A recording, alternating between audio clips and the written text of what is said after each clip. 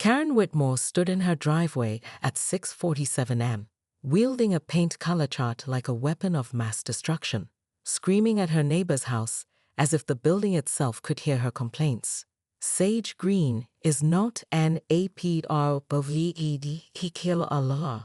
she bellowed, her voice echoing through Meadowbrook Estates, while most residents were still in their pajamas. The second shocking moment came when she marched directly to Jim Peterson's front door and began pounding with the fury of a woman possessed. When Jim answered in his bathrobe, coffee mug in hand, Karen thrust the HOA handbook under his nose and declared, Section 4.2b clearly states that all exterior paint must be pre-approved neutral tones. Your house is an abomination to property values. But the third moment, the one that would seal her fate, occurred when Karen whipped out her phone and began live streaming herself on the neighborhood Facebook group. I'm documenting this violation for legal purposes, she announced to her confused audience of 12 viewers, most of whom were watching from their own windows in horrified fascination. Karen had been the self-appointed guardian of Meadowbrook Estates for 3 years, ever since she'd bullied her way onto the HOA board after the previous president had the audacity to approve a resident's request for a garden gnome. She'd campaigned on a platform of protecting our investment, which mostly translated to making everyone else's life miserable, while her own house remained a monument to beige perfection. Jim, I'm giving you 48 hours to begin remediation, she continued, her phone camera capturing every word. If you don't comply, I'll be forced to escalate this to the board. Jim, a mild-mannered accountant who'd saved for 2 years to afford the sage green paint his late wife had always wanted, looked genuinely bewildered. Karen, I submitted the paint request form 6 months ago. I never heard back, so I assumed. Karen's voice reached a pitch that made nearby dogs whimper. The absence of approval is not approval, Jim. That's HOA 101. What Karen didn't know, what she was too busy performing for her livestream audience to notice, was that Mrs. Chen from the corner house was recording everything from her second-story window. More importantly, she didn't realize that her own house's exterior, which she'd repainted just last month in what she called classic ivory, was about to become the center of a very different kind of attention. As Karen stormed back to her house, muttering about property values and neighborhood standards, she failed to notice the small crowd of neighbors who had gathered.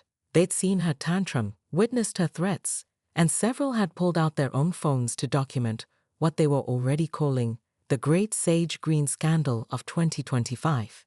Karen spent the rest of the morning drafting violation notices, completely unaware that her perfect morning routine was about to become a perfect storm of her own making. By Thursday afternoon, Karen had already sent Jim 3 more violation notices and scheduled an emergency HOA board meeting for Friday evening. She'd spent 47 minutes on the phone with her lawyer discussing property value degradation, and another 30 minutes updating her Facebook post with increasingly dramatic language about neighborhood decay. But Thursday at 4:23 p.m., everything changed. Karen was in her kitchen, preparing her presentation about the sage green menace, when she heard a knock at her door. She opened it to find Marcus Williams, the HOA board's newest member and a recently retired building inspector, holding a clipboard and wearing an expression she couldn't quite read. Karen, we need to talk, Marcus said, not waiting for an invitation as he stepped inside. I've been reviewing some paint records, and we have a problem. Finally, Karen clapped her hands together. I knew you'd see reason about Jim's violation. When can we schedule the emergency repaint? Marcus cleared his throat. Actually, Karen, the problem is with your house. The words hit her like a physical blow. Excuse me. Your classic ivory paint job from last month. I pulled the records. You never submitted a paint request form. Marcus's voice was steady, professional. According to the HOA guidelines you're so fond of quoting, your house is in violation. Karen's face cycled through 17 different shades of red. That's impossible. Classic ivory is obviously an approved neutral tone. Show me the approval, Marcus said simply. For the first time in 3 years, Karen Whitmore was speechless.